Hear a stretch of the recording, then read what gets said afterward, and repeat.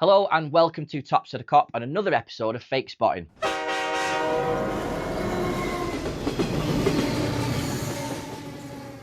Now I get a lot of messages asking me whether a shirt someone is buying on eBay or Vinted, whether it's legit or not. So in this series, I'll be giving you some tips and tricks on what to look out for in each shirt specifically. Yeah, baby! Yeah.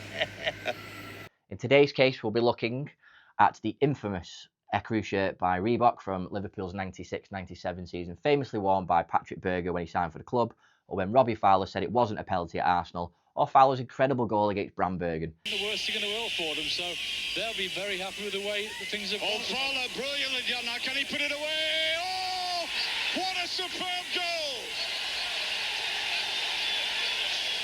Fowler rattling it in, would you believe, in 11 minutes. And has he scored a better one than this, Ray? Well, this is a fantastic first touch. Bjorn B, watch this, outside of the heel, over the top of the defender. No covering defender, and then a volleyed finish in the near post. Keeper may be a little bit disappointed, but just this touch here is absolutely world class. And then as it drops down, he looks where the keeper is, knows he has to volley, he hasn't got any more time, rifles it in.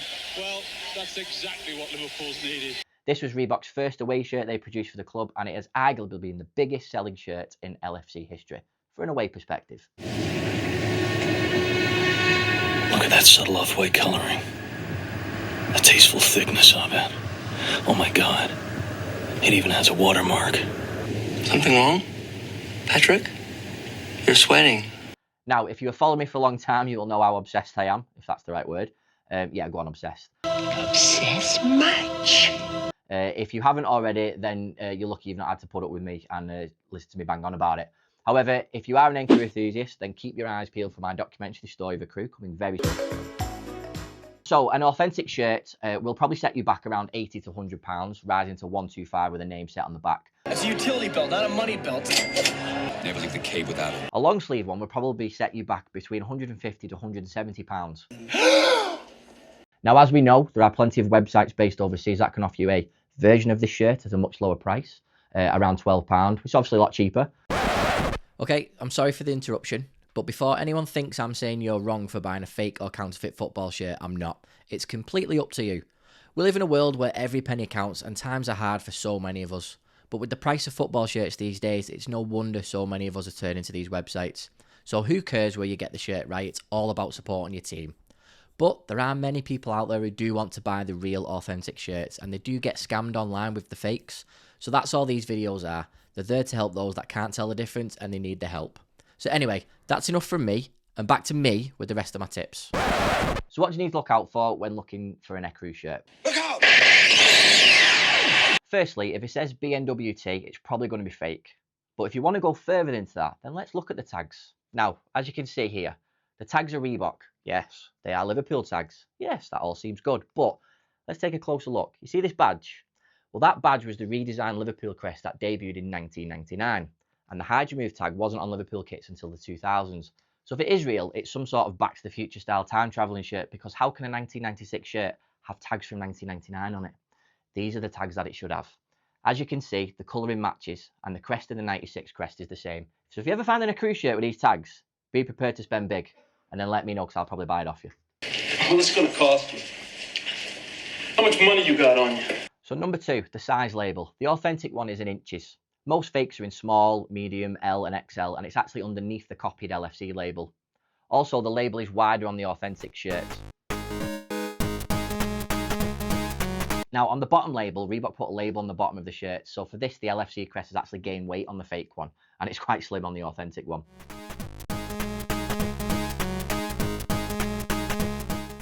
And on the inside label as well, that's what you've got to look at for the product code. So 9 times out of 10, the fake one won't have a code, and the real one will have a code. So if it does, look out for this code on screen now, and then you'll be able to tell if it's real. It explains it all on the label. The next one you've got to look for is the colour.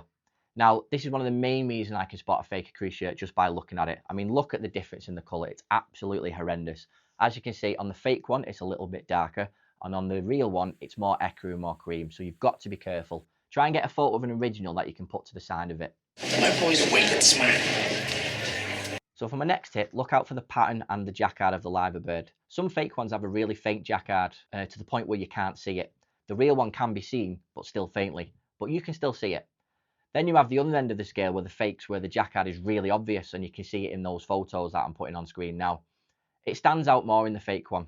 Again, a very quick way of telling that right away if it's not authentic. You shouldn't really be able to see the jacquard. That makes good financial sense. Good advice. Now the badge. The 96 badge on the fake one is a much deeper red than the real one, and it's a slightly brighter on the authentic shirt as well. Well, what's the good of hiring an expert if we're not going to use his advice? The material. If you have one in your hands, you can tell the authentic one is a thicker material. But even on photos, especially around the sleeves and the neck, you will be able to tell if the material is thick or not. As on the fakes, it can have quite a silky quality to it, or it's a really thin feel. And some photos actually give it away because of the authenticity, because sometimes you can see the light shining through the material. But again, you can easily tell by the photos. Oh, yes, that's very clever. Oh, yes, very clever. And finally, the name sets. And it's a big giveaway, this. If it's being advertised with a name set, then check to see if it's a flock material. Because in 1996, the material was flock or felt. It wasn't plastic like they are today. So if the shirt has a plastic printing, it's most likely going to be fake. The shine from the windows and the cameras usually give it away in the photos. But do look at the earlier tips just to make sure you're double checking. Let that be a lesson to you, boys and girls. Don't ever argue with the big dog. Big dog is always right. So there you go. They are my fake spotting tips for the Ecru shirt. Now, I'm sure some people out there don't care whether a shirt is legit or not. They just want to wear it, and that is absolutely fine. Work with pride and support your team. But there are people out there who want the genuine article. So hopefully this will help you guys out. Obviously, I would prefer that everyone wears a real Ecru, and I'm completely biased. But as I said, these are just to help you. If you are looking to buy one and you're unsure, then I hope this helped. Let me know in the comments if this has helped you and you managed to get a real one. So again, thank you so much for watching. This was Fakespotting, and I'll see you on the next episode.